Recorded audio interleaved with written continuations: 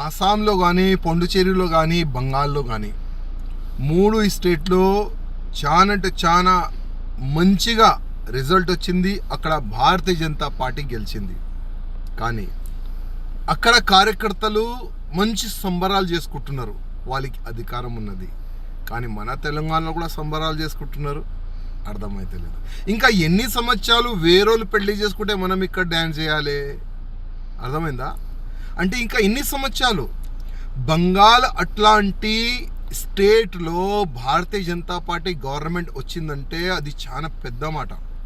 ఎందుకంటే అక్కడ మమతా బెనర్జీ ఒక గుండా రాజ్యం, ఒక రాక్షసి రాజ్యం అంటారు దాన్ని. అక్కడ భారతీయ జనతా పార్టీ కార్యకర్తల్ని చంపినారు, హిందూ సంఘాలు కార్యకర్తల్ని చంపినారు.